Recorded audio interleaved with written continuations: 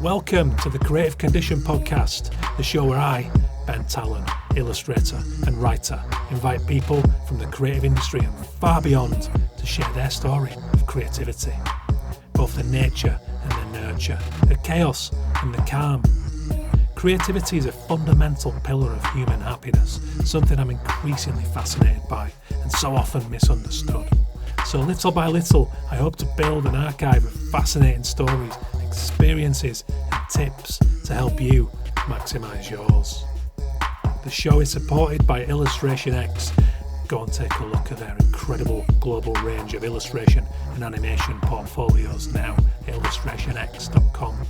If you like the music for the show, go and listen to Dirty Freud over on Spotify and all good music platforms now.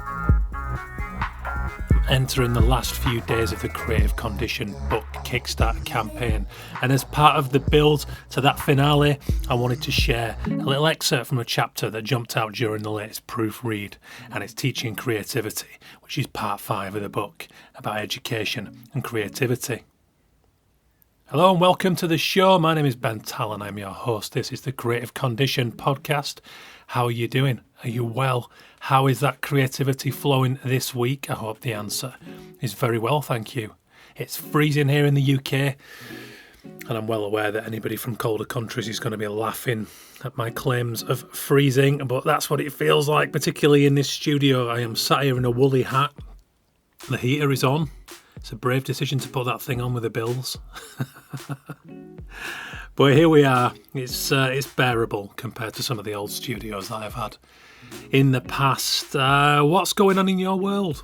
I hope you're good. Thank you to everybody who's been a part of the Kickstarter campaign so far, who has got their advanced copy of the book in the bag.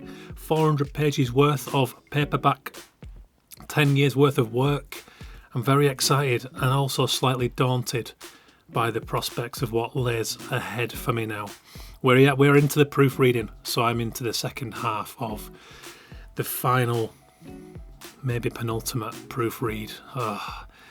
In every book that I've brought out so far, there's been a typo somewhere, and that's the same for any author ever in any book. I think I've found typos in Stephen King books, in classic non-fiction texts. It's when you're dealing with that body of work, it's impossible. I think. Not impossible, but near impossible to just catch every single error. But that's what's going on at the moment. And proofreading is going on, typesetting is underway. I'm delighted with the way the book is looking, the design of it, very text heavy. In fact, it's exclusively texts. Sorry to disappoint any of you visual communicators who want pictures, but that's what this book is. It's a deep dive into creativity. I didn't feel like illustrations and graphs and charts had much of a place here, so it's very text heavy, which is why I'm also working on an audio book for those of you who might prefer to listen while you work, or maybe you're not the biggest reader. That's fine too. I want to cater for any audience with this. But a big thank you for all the support, because as you might have seen now, the Kickstarter campaign has reached the minimum funding goal. It can all change. If people to go in and start pulling refunds on me, then it might yet dip. But as it stands, I am over my goal. The book is going to be funded, and all being well for the next few days, that will confirm the release of the Creative Condition book in March 2024.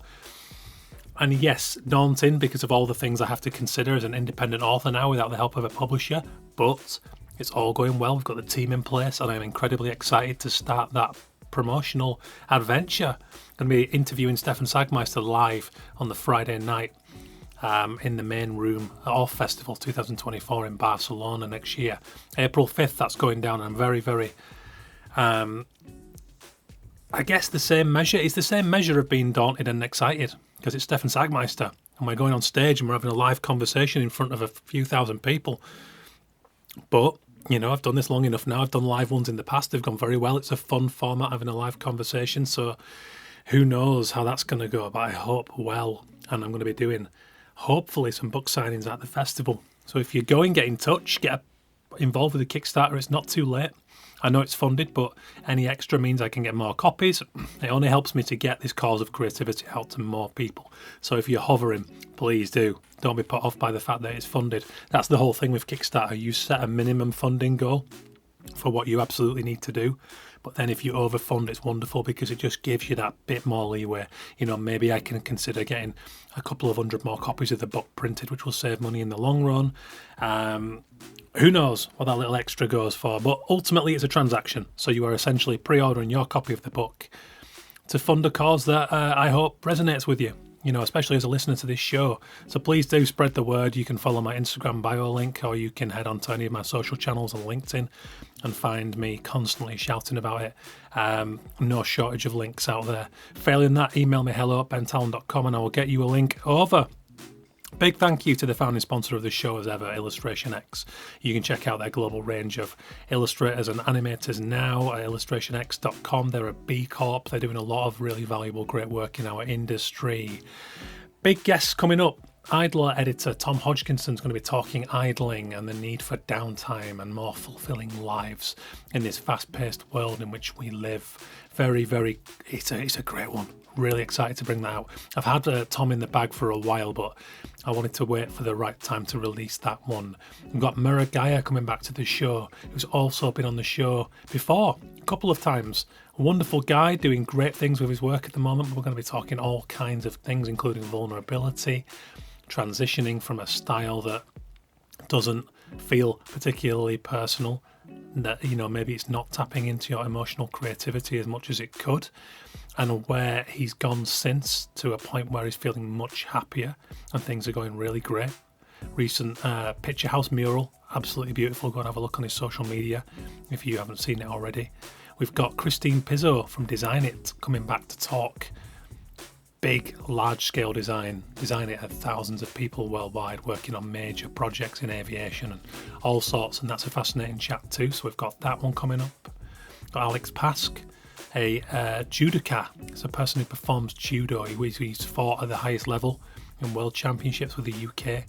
Narrowly missed out on the Olympics recently, but we're talking flow states in fight sports, and you wouldn't believe how many parallels there are to flow states and creativity. Amazing stuff. So very thrilled to bring you all of those episodes and got lots of recordings lined up. But today I'm going to read you a little excerpt from the Creative Condition book because, like I say, we're on the home straight for the Kickstarter and I want to just give you a little tease. And if you're already involved, if you've already pledged, then I hope this gets you excited and whets that appetite for the book. It's from part 5, which is called Teaching Creativity. There are 6 parts in this book, and this is chapter 30, An Age-Old Problem.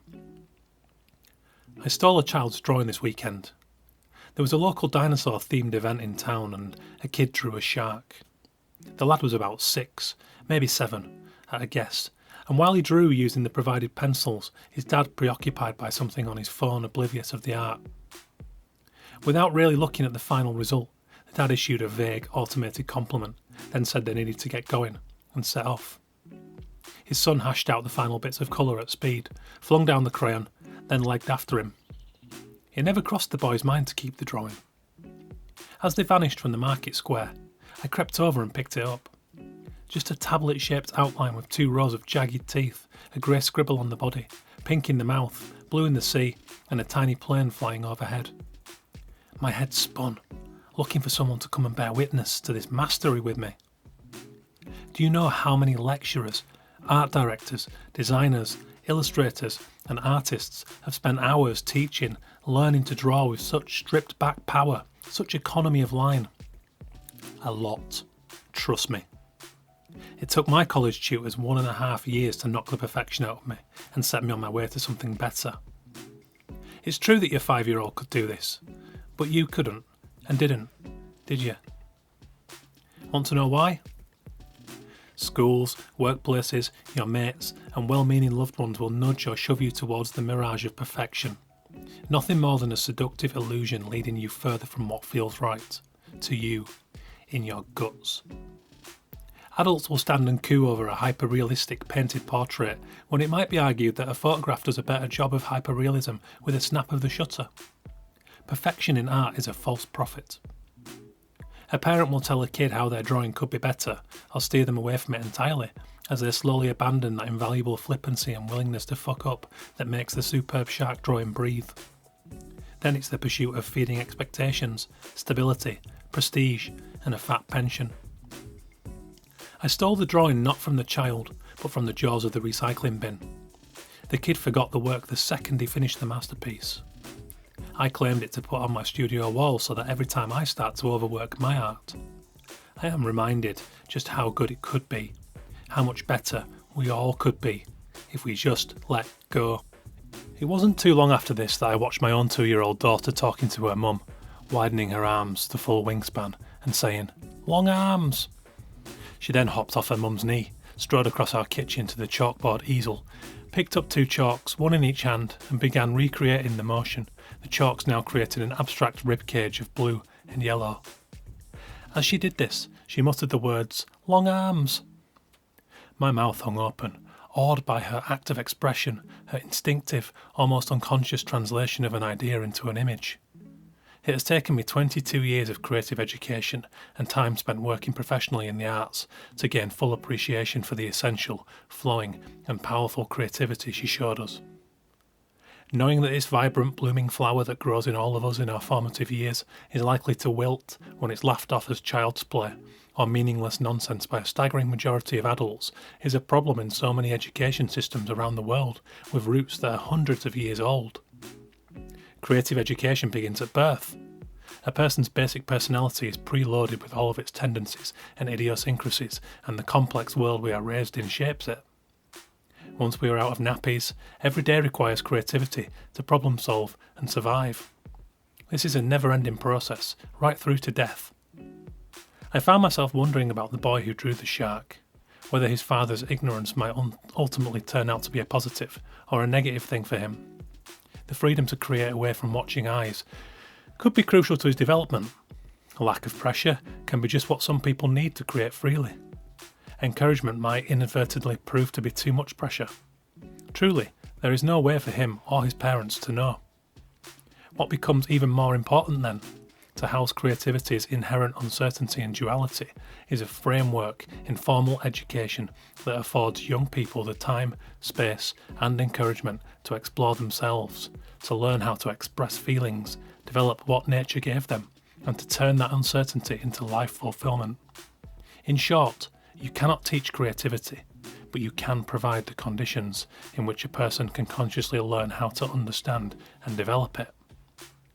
In this environment, we are free to experiment and slowly uncover bits of our personality, gaining the practical and general intelligence that determines success in our broader lives, not just through test results earned through knowledge for its own sake. The more we reveal and recognise, the better equipped we are to navigate the world and take control of our lives. Sadly, overemphasis on academic intelligence to feed the economic growth leaves no room for this broader education or creative development, failing a significant number of people for whom the school rigidity does not work. In financial and business terms, according to the Department of Digital, Culture, Media and Sport, the UK's creative industry contributed £115.9 billion to the economy in 2019, a 43.6% increase since 2010. This represents more than 6% of the overall UK economy. Then there's a ripple effect. The insatiable global appetite for UK culture brings in business from around the world and attracts a lot of investment in music, art and literature. Along with tourism and students, it attracts from overseas. Then there are business leaders the world over championing and searching for the most innovative and creative minds. So why did the UK government impose a catastrophic 50% funding cut to arts subjects at higher education level in July 2021? Why, in 2023, are university courses in the arts being butchered by preposterous do-or-die targets to get over 60% of their students into highly skilled jobs in timeframes as short as 6 months to 1 year? The repeated failure to appreciate or allow for creativity's complex nature in order to maximise on its massive potential to benefit all of mankind is a signature evil of a timeless supervillain whose cackling has echoed throughout human history. Our inability to control creativity is something authority has routinely refused to consider as anything other than a problem. Despite creativity's leading role in the arts and the economy, the twinning of artistry and creativity undervalues creativity's place in the fabric of all other walks of life and our human need to practice it. It perpetuates humanity's fear of what it doesn't understand, rampant among parents that an individual who uses creative thinking and exploration to discern a career path or lifestyle is dancing with financial peril and potentially wasting their time when a career as a lawyer, a banker, or perhaps a doctor would pay better and provide more stability. If this were simply a case of making a person with their heart set on a career in sculpture, for example, aware of the hard work, business savvy, perseverance, and separate income stream most likely required to reach a place of financial stability in that line of work, then they would be right, and this would be a valid warning. Trust me, I know. Even then, all of the above can be rewarding. Scarcity and financial pressure are unpleasant, but often extremely beneficial to the creativity, but nobody actively seeks such pressure, even when trying to make diamonds. Under capitalism, such stakes are terrifyingly high, so the presence of the word creativity, or the notion of uncertainty, is so demonised in education's obsession with league tables and test results that it might as well be hissed through black fangs on a forked tongue. This, of course, is passed on to parents who lose sleep over their children's exam results and career choices. But it is unfounded and short-sighted. There's a growing body of evidence to suggest that young people who enjoy time, space and encouragement to explore a broad range of educational stimulus and forms of expression are far likelier to thrive across many subjects. Empowerment, engagement, lateral thinking, collaboration, idea generation, tolerance, street smarts, communication skills and sharper instincts are just a handful of the valuable life skills creativity empowers us with. The benefits are untold. In fact, while recently reading Outliers, a story of success by Malcolm Gladwell, I was delighted to read that there is a threshold when it comes to intelligence and its value in life success. The example given is that above an IQ of about 120, 115 being the intelligence required to undertake a reasonably competitive graduate programme successfully, intelligence does not really translate into any advantage in our lives outside of academia. It is from here upwards that personality, confidence, adaptability, empathy and other skills will play a far greater role in our success. Gladwell highlights that many Nobel Prize winners triumphed with far less intelligence than other geniuses, in part because of their creativity. I hope you enjoyed that, guys. That's just an excerpt from chapter on creative education. It's a major one in the book. It's a constant theme that comes up throughout the failings of our perception of creativity, particularly in education and business, and how we get better in that. And that's from The Creative Condition, which you can now still back on Kickstarter until Monday, the 5th of December, when the campaign ends. Or is it the 4th? Anyway, whatever Monday is. Get on it. You can get your advanced copy of the book. It's the only chance you will get to be a founding named contributor in the book. That's a perk reserved only for the Kickstarter backers, because they're helping me to fund the book, get the project off the ground and reach more people with this pursuit of elevating creativity in our society and culture. I hope you enjoyed the show. Big thank you to the founding sponsors, Illustration X. You can check them out and their global range of illustrators and animators at illustrationx.com. Take care. Some big guest episodes coming up between now and Christmas. Have a good one.